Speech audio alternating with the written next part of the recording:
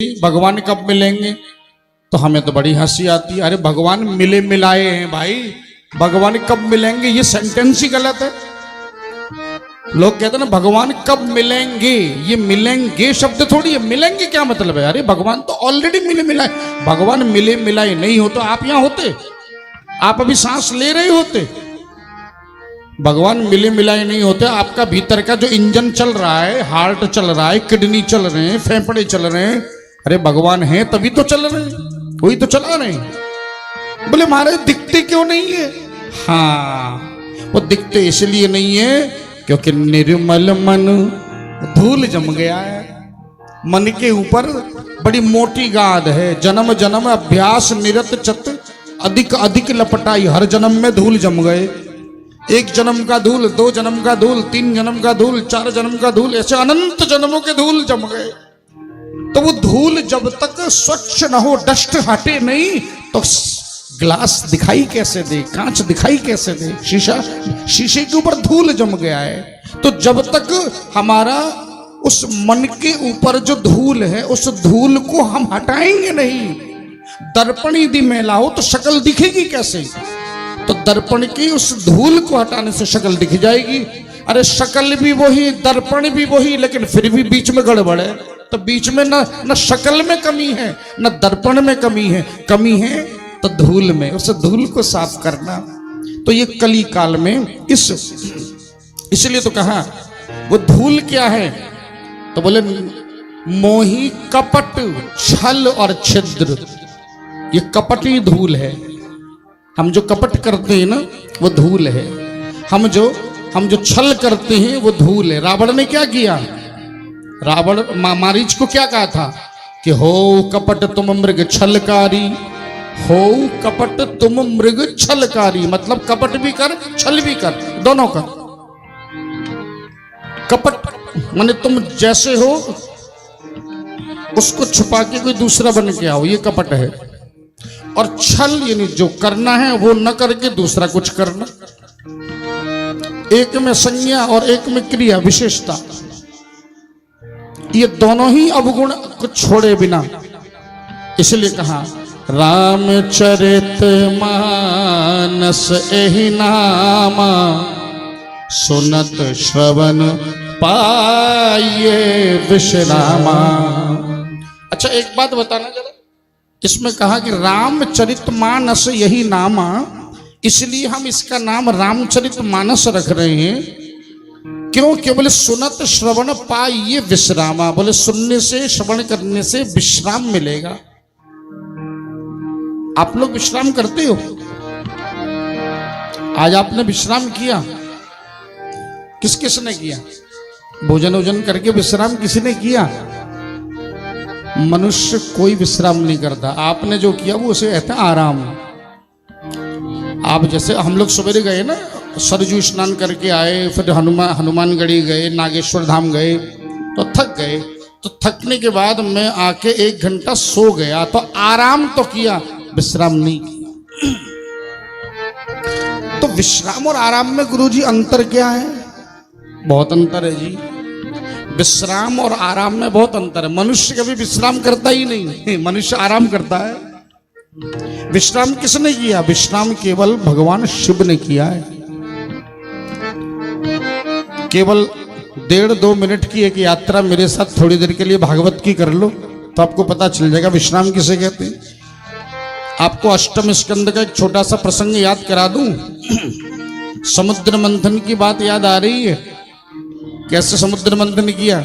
समुद्र मंथन के लिए पहले भगवान ने देवताओं को कहा ऐसा करो, राजा बलि से नकली मित्रता कर लो। शत्रु से बदला लेनी हो तो पहले शत्रु को थोड़ा मित्र बना लो कुछ दिन के लिए। तो राजा बलि से थोड़ा हाथ बढ़ा लो और ऐसा करो दोनों जने मिलके, ब्राह्मण और देवता दोनों मिलके समुद्र का मंथन कर लो। वासुकी नाग को राजी किया और मंदराचल पर्वत मथानी बनाई उसकी, उसको भी राजी किया। तो मंदराचल पर्वत ने भी अपनी सहमति दे दी, वासुकी नाग ने सहमति दे दी, देवता भी राक्षस भी दोनों मात पर। राक्षस तो पहले भड़क गए, लेकिन बाद में जब कहा कि चलो तुम आगे पकड़ो हम पीछे पकड़ लेंगे, पहले तो राक्षस बोले हम क्यों पूछ पकड़े, हम तो मुंह पकड़ेंगे। भगवान ने कहा देवताओं को, अरे जो मर्जी हो सो दे दो, वैसे भी सांप की पूंछ उतना खतरा नहीं है जितना मुंह खतरा है। भाई डसेगा तो मुंह से ही, और अगर इनका मन है कि मुंह पकड़ने दो। और महाराज फिर शुरू हुआ खूब बढ़िया विश्राम, समुद्र का मंथन। और जब मंथन हुआ तो महाराज अमृत तो क्या निकलता, सबसे पहले क्या निकला, विष निकला। और देखो इन देवताओं की चतुराई कितनी है, ये देवता इतने चतुर हैं, यदि अमृत निकलता तो शायद पहले ही भोग लगा लेते, लेकिन चूंकि विष निकला तो विष कौन पिएगा। भागवत में तो यहां तक वर्णन है कि धरती में हो रहा था समुद्र मंथन, और विष का कालकूट, विष का प्रभाव जो है स्वर्ग तक पहुंचा, उसका इतना दिव्य प्रभाव था। ऐसे हलाहल विष को लेके किसके पास गए निवेदन करने, महाकाल के पास गए। देव देव महादेव, हे महादेव कृपा करो, हम पर कृपा करो। बोले क्या, बोले महादेव हम तो आपको अपना सबसे बुजुर्ग मानते हैं, वयोवृद्ध मानते हैं, हमने तो ये पहले ही सोच लिया कि जो कुछ भी निकले शुरुआत आप ही करोगे, सबसे पहला भाग हम आपको देंगे। तुम्हारा पहला भाग अब जो भी है, चाहे विष है या अमृत है, पहले आप ही का अधिकार है, आप ही शुरू करो। तो भगवान शंकर भी समझ गए, बोले बेटा अमृत निकलता तो तुम आते नहीं, पर तुम विष निकला, चलो कोई बात नहीं। पार्वती माता की ओर देखकर प्रभु ने कहा क्या कहती हो, तो माता ने अनुमोदताम, माता ने अपनी अनुमोदन कर दिए। बोले स्वामी मैं आपकी शक्ति और सामर्थ्य से परिचित हूं, आपको कुछ नहीं होगा। और तब भगवान शंकर ने क्या किया, एक चतुराई की। उन्होंने यहाँ ये जो कंठ है ना गला, यहाँ पे एक संपुट लगाया राम नाम का, यहाँ ताकि नीचे ना जाए, एक संपुट यहाँ लगाया और ऊपर से सारा विष रखा, और जीवा पे दूसरा संपुट लगाया राम नाम जपने का, नाम सुमिरन का संपुट। तो दोनों संपुट के बीच में विष आ गया। अब जब दोनों संपुट के बीच में विष आ गया तो उनका पूरा कंठ क्या बन गया, नीला पड़ गया। बोलिए नीलकंठ महादेव की जय। अच्छा समुद्र मंथन हो गया, उसके बाद में फिर अमृत निकला, फिर सबने वो 14 रत्न बंटवारे, ये सब लीला हो गई। जब सारा खेल हो गया तो एक दिन देवता फिर पूछने आए, बोले चलो बाबा का हालचाल पूछे हमें जरा। तो बाबा जी से पूछने आए, बोले बाबा जी, हाँ बोले बाबा जी आपको विषपान करके कैसा लगा। तो जानते उस दिन क्या जवाब दिया, बोले हा, बोले पहले तो केवल मेरे साथ राम थे, लेकिन आप लोगों ने विष देकर मुझे विश्राम दे दिया। बोलो जय श्री कृष्ण। तब से मैं विश्राम की स्थिति में आ गया।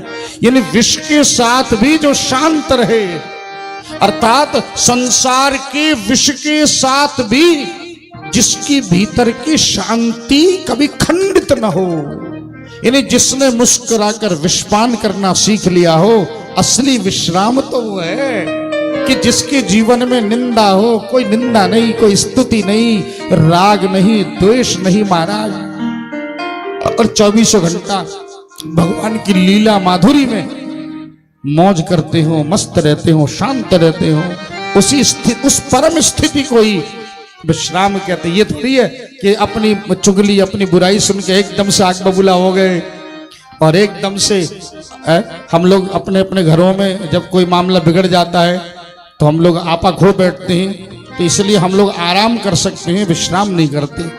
पर हाँ, सत्संग के माध्यम से धीरे धीरे जीवन में ये अभ्यास हम करें कि तभी तो कहा जब बहुकाल करिए सत्संगा तभी हो सब संशय भंगा। जीवन में तभी संशय भंग हो।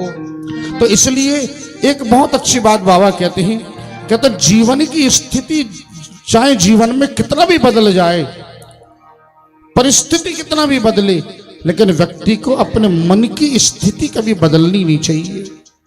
जीवन की स्थिति बदलती रहेगी।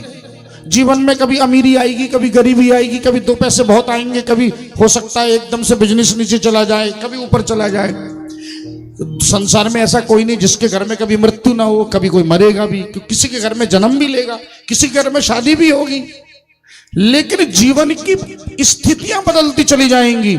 लेकिन कुछ भी हो जाए, लेकिन मन की स्थिति न बदले, उसी को कहते हैं परम विश्राम।